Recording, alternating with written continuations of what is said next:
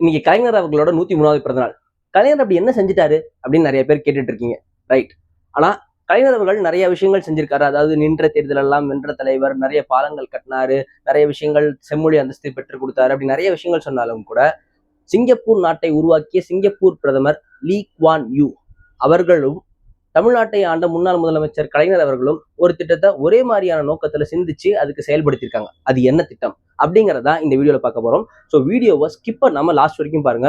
லீ Kuan Yew அவர்கள் செஞ்ச ஒரு பிரம்மாண்டமான விஷயமும் ஒரு போற்றுதலுக்குரிய விஷயமாவும் ஒரு விஷயம் சொல்லிட்டே இருக்காங்க. அது என்னன்றது உங்களுக்கு அப்பதான் கடைசியா தெரியும். ஓகே, இப்போ கலைஞர் அவர்கள் என்ன செஞ்சார் அப்படின்றத பார்ப்போம். 1997-98 காலகட்டங்கள்ல தமிழ்நாட்டின் தென் மாவட்டங்கள்ல அடிக்கடி சாதி கலவரங்கள்ன்றது தொடர்ந்து நடந்துகிட்டே இருந்துச்சு. அந்த கலவரங்களை எப்படிதான் தீக்கிறதுன்னு நிறைய பேர் எவ்வளவு போராடி பார்த்தாங்க, ஆனா சரி செய்ய முடியல. அப்ப கலைஞர் அவர்களுக்கு ஒரு கேள்வி வருது. இந்த சாதி கலவரங்களையும் இந்த சாதி பிரச்சனைகளையும் சட்டத்தால இல்லாம ஒரு வாழ்வியல் முறையால மாற்ற முடியாதா அப்படின்னு ஒரு கேள்வி பிறகுது.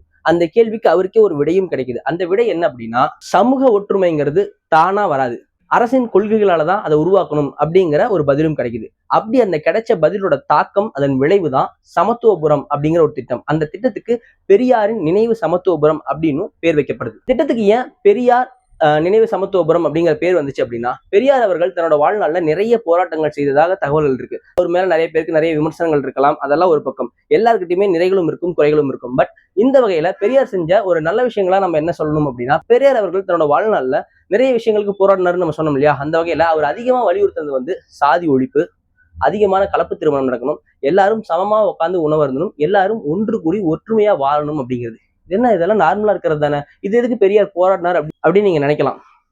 அந்த காலத்துலலாம் வந்து ஊர் ஒரு பகுதியாகவும் சேரி ஒரு பகுதியாகவும் பிரிந்துதான் வாழ்ந்தாங்க.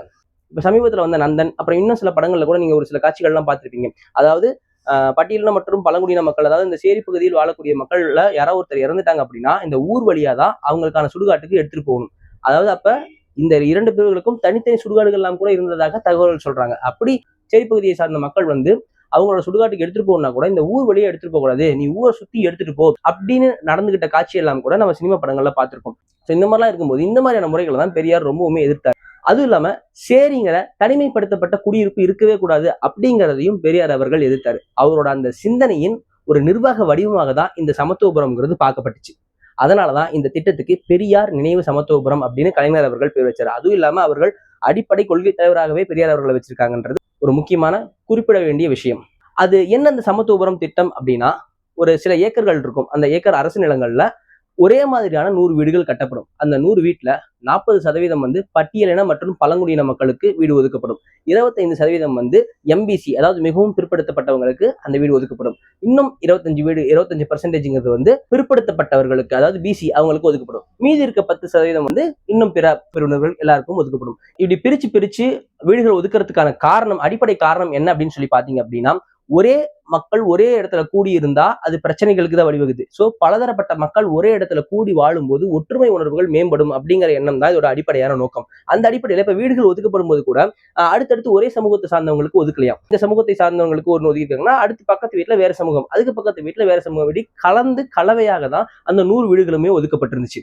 அது மட்டும் இல்லாம அந்த 100 வீடுகளுக்கும் சேர்த்து ஒரு பொது நூலகம், ஒரு விளையாட்டு திடல், ஒரு சமூக நலக்கூடம், இந்த மாதிரி எல்லாம் இதை இப்படி எல்லாரும் சேர்ந்து ஒற்றுமையா பயன்படுத்தும் போது அங்க ஒற்றுமை மேம்படும் அப்படிங்கிற எண்ணத்துலதான் கலைஞர் அவர்கள் இந்த திட்டத்தை உருவாக்கினார். இதுல சில பேர் வந்து நீங்க கேட்கலாம், இதுலயும் பட்டியலின மற்றும் பழங்குடியின மக்களுக்கு மட்டும் 40% அப்படின்னு நீங்க கேக்குறீங்க. இந்த திட்டத்தோட நோக்கமே சமூக ரீதியா பின்தங்கியவர்களுக்கு அதிக பிரதிநிதித்துவம் கொடுக்கணும் அப்படிங்கறதுதான் இந்த திட்டத்தோட நோக்கமே. இந்த திட்டத்தை வந்து சாதிய உடைக்க செஞ்ச ஒரு மிகப்பெரிய சமூக பரிசோதனை அப்படின்னே கூட வர்ணனை செய்வாங்க பல பேர். இந்த திட்டம்ங்கிறது வந்து இந்தியாவோட ஃபர்ஸ்ட் சோசியல் இன்ஜினியரிங் ஸ்கீம் அப்படின்னு கூட நிறைய பேர் இதை புகழ்ந்து பாராட்டுவாங்க. இந்த சமத்துவபுரம் திட்டத்தை முதல் முறையா எங்க இம்ப்ளிமெண்ட் பண்ணாங்க அப்படின்னா, மதுரை மாவட்டத்தில் இருக்கக்கூடிய மேலக்கோட்டை அப்படிங்கிற கிராமத்துல 1978ஆம் ஆண்டு முதல் சமத்துவபுரம் திட்டத்தை தொடங்கி வச்சாங்க. அதுக்கப்புறம் கிட்டத்தட்ட பல ஆண்டுகள்ல 145க்கும் மேற்பட்ட சமத்துவபுர திட்டங்கள் செயல்படுத்தி இருக்காங்க. அது போக இந்த கடந்த ஆட்சியிலும் கூட மேலும் சில சமத்துவபுரங்கள் கட்டுவதற்கான அரசாணையும் பிறப்பிக்கப்பட்டதுங்கிறது குறிப்பிடத்தக்கது. அடுத்து சிங்கப்பூரை உருவாக்கிய Singapore president Lee Kuan Yew அவர்கள் என்ன செஞ்சார் அப்படிங்கிறத பார்க்கலாம். சிங்கப்பூருங்கிறது மலேசியா கிட்ட இருந்து பிரிஞ்சு வந்த நாடு. ஒண்ணு பிரிஞ்சு வந்ததுன்னு சொல்லலாம், இல்ல பிரிக்கப்பட்ட நாடு அப்படின்னு சொல்லலாம். மலேசியா வந்து பிரிச்சு விட்டாங்க. இல்ல நீங்க போய் தனியா பாத்துக்கோங்க, எங்க நாடுங்கிறது நாங்க பாத்துக்கிறோம், நீங்க தனியா போயிருங்க அப்படின்னு பிரிச்சு விட்டாங்க. அப்படி பிரிஞ்சு வந்த நாட்கள்ல வந்து அங்க இப்ப இருக்க மாதிரி ஒரே பயங்கரமான கட்டடங்கள் அப்படிலாம் இல்ல. அப்ப அந்த 1964 காலகட்டத்திலையும் அங்கேயும் குடிசை பகுதிகள்லாம் இருந்துச்சு. அங்க சீன மக்கள் ஒரு பக்கம், மலாய் மக்கள் ஒரு பக்கம், இந்தியர்கள் ஒரு பக்கம்னா அங்கேயும் குழுக்களா பிரிச்சு தான் வாழ்ந்துட்டு இருந்தாங்க. அப்ப அந்த 1964, 65 காலகட்டங்களையும் அங்கேயும் இங்க தமிழ்நாட்டுல எப்படி சாதி கலவரங்கள் வந்துச்சோ அது மாதிரி அங்கேயும் இனக்கலவரங்கள்ங்கிறது அதிகமா வந்துட்டே இருந்துச்சு. அப்போ சிங்கப்பூர் பிரசிடென்ட்டுக்கும் ஒரு தாட் ஒன்று வருது. இப்படி இந்த மாதிரி இவங்க அடிக்கடி சண்டை போட்டுக்கிட்டே இருந்தாங்கன்னா எதிர்காலத்துல இந்த நாடுங்கிறது ஒரு பயங்கரமான பிரிவினையை சந்திக்க வேண்டிய நேரம் வரும் அப்படிங்கறத அவர் அப்பவே கணிக்கிறாரு. லைக் இன்னும் நமக்கு புரியுற மாதிரி சொல்லணும் அப்படின்னா இப்ப எப்படி இந்தியாவும் பாகிஸ்தானும் பிரிஞ்சு போய் அடிக்கடி நமக்குள்ள ஒரு வன்மத்தோட அடிக்கடி இந்தியாவா பாகிஸ்தான் அப்படின்ற ஒரு போட்டி நிலவிட்டு இருக்கு பாத்தீங்களா, இந்த மாதிரியான ஒரு சூழல் ஏற்பட்டுரும் அப்படிங்கிறதுக்காக அப்ப அவருக்கு ஒரு திட்டம் தோணுது. அதுதான் HDB, ஹவுசிங் டெவலப்மெண்ட் போர்டு அப்படிங்கிற திட்டம். அது என்ன திட்டம் அப்படின்னா, இங்க கலைஞர் அவர்கள் எப்படி சமத்துவபுரம் சொல்லி தனித்தனி வீடுகளா கட்டினாரோ அது மாதிரி அங்க அவர்கள் வந்து கிட்டத்தட்ட அடுக்குமாடி குடியிருப்புகள், பல அடுக்குமாடி குடியிருப்புகள் கட்டி அதுலயும் இத்தனை சதவீதம், ஒரு எக்ஸாம்பிளுக்கு சொல்லணும்னா இத்தனை சதவீதம் இந்திய மக்கள், இத்தனை சதவீதம் மலாய் மக்கள், இத்தனை சதவீதம் சைனா மக்கள், இப்படி எல்லாரும் பிரிச்சு இந்த பெர்சன்டேஜ்ல தான் அந்த வீட்டுக்கு அலோகேட் பண்ணணும் அப்படிங்கிற ஒரு திட்டத்தையும் கொண்டு வந்தாரு.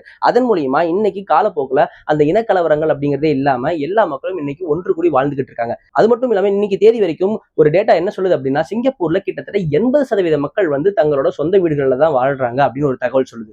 அதுல குறிப்பிட்டு சொல்ல வேண்டிய ஒரு விஷயம் என்ன அப்படின்னு சொல்லி பாத்தீங்கன்னா, இங்க கலைஞர் அவர்கள் வந்து இலவசமாகவே வீடு கொடுத்தாரு. ஆனா அங்க அவங்க எப்படி கொடுத்தாங்க அப்படின்னா, வீடு அலோகேட் பண்ணிடுவாங்க, நீங்க போய் குடிப்பு இருந்துக்கோங்க. ஆனா இதுக்கான காசை நீங்க கொஞ்சம் கொஞ்சமா சம்பாரிச்சு அரசாங்கத்துக்கு செலுத்திடுங்க அப்படிங்கறது தான் அவங்களோட திட்டமா இருந்துச்சு. அதன் அடிப்படையில எல்லாரும் போய் குடிபெயரும் போது வந்து சொந்த வீட்டுல போய் உட்காந்துருவாங்க. அதுக்கப்புறம் அவங்க இருக்கிற வீடுக்கான காசை கொஞ்சம் கொஞ்சமா தான் சம்பாதிக்கிறதுல இருந்து எடுத்து கட்டி இன்னைக்கு பெரும்பான்மை, அதான் சொல்றமே 80%க்கும் மேற்பட்ட மக்கள் வந்து இன்னைக்கு சிங்கப்பூர்ல சொந்த வீட்டுல வாழ்ந்துகிட்டு இருக்காங்க. இப்படி செய்யும்போது வந்து எந்த ஒரு தனிப்பட்ட இனக்குழுவுமே வந்து ஒரு குறிப்பிட்ட இடத்துல ஆதிக்கம் செலுத்த முடியாது. அதுதான் இந்த திட்டத்தோட அடிப்படையும். லிட்டரலி சொல்ல போனா அங்க கலைஞர் அவர்கள் வந்து சாதிய பாகுபாடுனால யாரும் சண்டை போட்டுக்க கூடாதுன்னு அங்க ஒரு சமத்துவபுரத்தை நிறுவனாரு. இங்க லீ குவான் யூ அவர்கள் வந்து இனக்கலவரங்களால வந்து மக்கள் பிரிஞ்சு போயிடக்கூடாது, பிளவுபடக்கூடாது அப்படிங்கிறதுக்காக இங்க அவர்களுக்கு மாடி குடியிருப்புகள் மூலம், அதாவது HDB அப்படிங்கிற திட்டத்தின் மூலமா மக்களை ஒன்றிணைச்சாரு.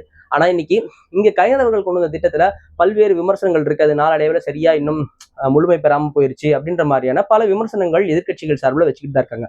ஆனா சிங்கப்பூரோட அந்த HDB அப்படிங்கிற ஸ்கீம் வந்து ரொம்பவே சக்சஸ்ஃபுல் ஃபார்முலாவா உலக லெவல்ல பாராட்டு பெற்ற ஒரு திட்டமாக இன்னைக்கும் விளங்கிக்கிட்டு இருக்கு.